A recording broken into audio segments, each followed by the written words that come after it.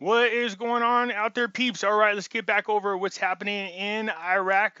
You guys point out a couple articles to me. Just so you know, I still pay attention. I haven't stopped paying attention to what's going on over in Iraq. There's just a lot going here in this country right now, and I think there's a lot of other things pending on what happens with this election.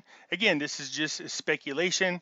As you guys are aware, there is a little bit of a push from within the government for Iraq to do something with their exchange rate. So very interesting. But I tried to see if I could get more information. I called around. There's not a whole lot of information about it, but we'll cover these articles, all right? So you can get an idea of what I'm talking about. Anyways, if you guys are thinking about buying precious metals, give a consideration to our friends over there at Money Metals Exchange. The link is in the description. If you are a first-time buyer here in the United States or over there in Puerto Rico and you spend more than $100, use promo code Pimpy, P-I-M-P-Y, and you will get a free half ounce of silver. You guys know I'm on all the different platforms. Come join me. The links are down in the description. Yeah, I learned my lesson and I had to jump on a bunch of different platforms, and they're still censoring people in large waves. So in case you are trying to find me, just look under my videos. If you ever, for whatever reason, they totally remove me off YouTube, just go to LBRY. It's spelled LBRY. The links are in the description right now. But if they delete my channel, then you won't have access to the um, library. So when you join, you can look me up, and I'm over there. All my same videos are over there, just in case for backup. All right. So what's going on over here? There's still this little issue between Erbil and Baghdad, and they need to get their stuff wrapped up and taken care of. I really don't think they're going to be able. I know they're pushing the budget forward, but I don't know what they're going to be able to accomplish because the dues and the fees are in the budget. And if Erbil and Baghdad can't get these things finalized, then I don't know what's going to happen. You know, how are they going to do the budget? How can you have an idea of what your costs and expenses are and stuff like that if these things don't get their things taken care of? Okay, so we are watching this now. Erbil is asking the international community. As a matter of fact, our friend from the UN, Miss Blashart, came in and she said that she stressed to these people how important it is to get this agreement finalized. All right. So that's what this article is about. It's just going over it in a lot more detail. But yeah, they're not getting their salaries. And yeah, again, more power to the people over in Iraq. I don't know how you guys do it. Well, it's probably not by choice, of course. But, you know, some of these guys haven't had salaries, payments in months. You know what I mean? And you know, you got the Kurdistan people is saying, hey, we need the money. You're supposed to be sending it to us, and you haven't done it. And there's people who haven't got paid in a long time. So nonetheless, that's what this article goes back and forth about that. And of course, everything getting ready for the elections that are coming up. Let's see here. The regional government sends a message to Baghdad about salaries. Still again, um, salaries seem to be an issue. Now, we do know that oil is going up slightly. That's because economy started to open up. Unfortunately for them, what you're going to see is it's going to come back down as everybody goes back in this full-fledged, full mode lockdown. Everybody's assuming that Biden is going to win, and therefore they all started pushing the Great Reset agenda and putting everybody on lockdown, trying to get you desperate enough that you will accept their universal basic income. And there's a lot of other things that are attached to that, but nonetheless, because of that, and they're going to the whole Green New Deal, this will definitely affect Iraq in a lot of different ways and not positive. Okay, because if we're going green and we're going away from oil and they rely 95% of their budgets from oil, they need to hurry up and start building their infrastructure. One of the things they could do to help that, of course, is increase the rate of their exchange so they can have more purchasing power and get all the materials that they need to start rebuilding.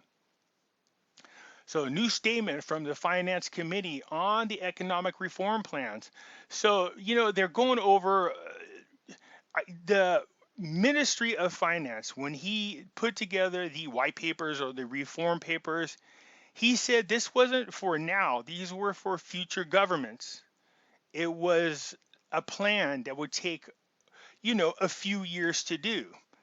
But it's not just that the plan is there. You have to have governments and people within the government willing to accept this plan and go along with it. And there's a lot of belt tightening in there in addition to that. a lot of these people probably see where they would be doing some corrupt stuff and getting money. These reform papers might be, closing up those loopholes that allow them to get paid extra money. So you were not going to get a lot of cooperation from a very corrupt government. So, they're talking about it. But again, this article is saying, hey, this is something that you're going to need everybody to be aboard in order for it to work. Well, what you do then is vote in the right people. The central bank announces the formation of the Anti-Money Laundering and Terrorism Financial Council. Well, they should have had this a long time ago. We know that some of these laws have already been implemented, and that part of the corruption was the fact that the bank systems that they had were so outdated that it made it real easy for people to commit fraud and be very corrupt because it was hard to detect the corruption and find out who was behind it because the systems were really outdated. That's why a lot of times you'll see articles that will go over, they'll talk about how the bank has updated their system. Yeah, they got to get here into the 20th century. They're barely crawling into the 19th, all right? Finance Minister, the Iraqi economy is going through unprecedented corruption. Yeah, it was a lot worse. And after 2 decades of corruption, it's not going to clean up overnight. Although a lot of credit to Al-Qademi, who's been doing a phenomenal job of trying to clean it up and appears to be well on his way. But that is what Iraq's dealing with. It's had years and years, 2 decades of corruption so bad that it's crippling.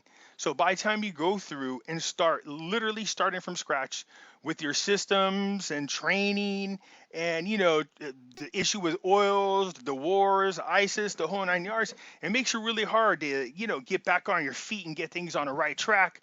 It's going to take a little time. But yeah, they're doing something about the corruption. They need to keep working at it, and people need to be patient about it. So yeah, definitely on the borders is an issue because we were talking about that, how they need to close up some of the areas where they're doing they cross the borders and there's a lot of black market stuff going on, and revenues are being missed because of this. So we noticed that when they started really enforcing the borders, what do we see? A pretty good increase in fees. Increase in taxes, revenues. The same thing with the ports. Once they got rid of the corrupt people and replaced them, and they got in there a new automated system, which is it's still being worked on. We saw a record month in dues that they got in fees. Yeah. So again, as they get back on their feet, this is going to be good. So LBRY, I guess I pronounce it. Demands the central bank to adopt a real rate of the Iraqi dinar. Yeah, we've been preaching that for a long time. You know this. So again, more dinar rate talk is what it is, but rightfully so. This has been the cry of the central bank not the central bank, but the Iraqi government for a while. They want their rate restored at the 322 level. So nonetheless, we'll see what happens, but he called on the central banks to adopt the real price of the Iraqi dinar, away from the prices offered at the currency auction. Okay, he said the central bank must adopt a real price for the dinar, away from breaches of the windows of selling the notorious currency.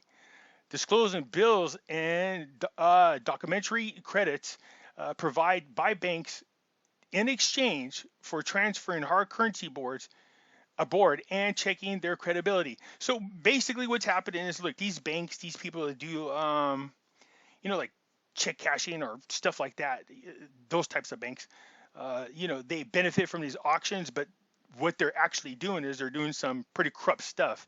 And they're either caught laundering money, or they're taking advantage of the currency auction and they're ciphering some of that money over to Iran. So Iran benefits big time from the currency auction, and is why it needs to close. It's very corrupt.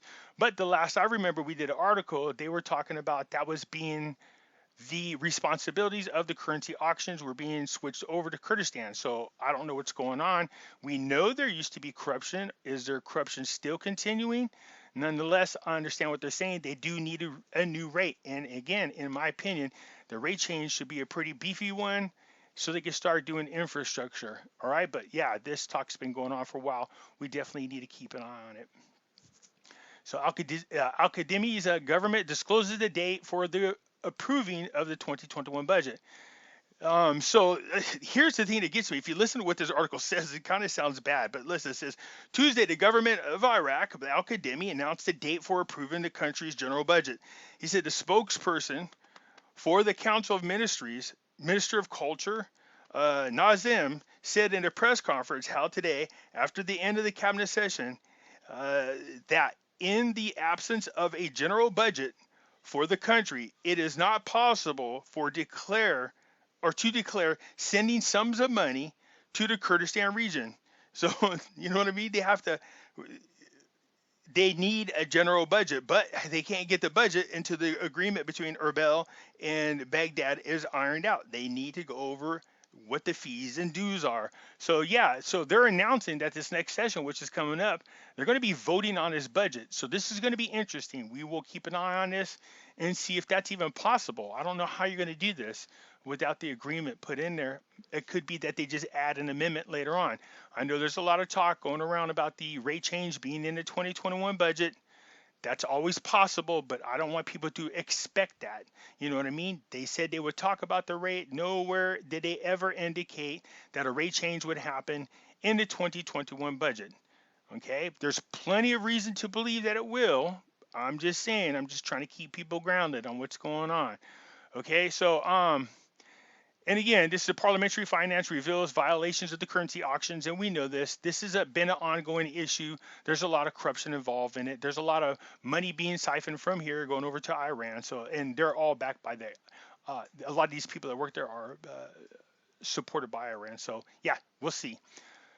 Ms. Blasshart gave a speech to the United Council, and basically, just to sum it up, what she said is, look, the violence has tapered down. You know, it's not as bad as it was before. This is very encouraging. It's way down.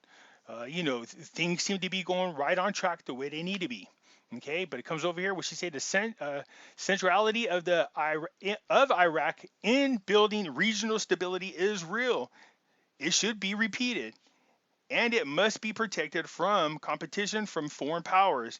And Iraqis must be given a space to focus on their strengths at home, stressing that the Iraqi leaders continue to assert its independence and sovereignty and seeks to maintaining all communication channels open because it adopts a foreign policy that serves the Iraqi national interest as it should.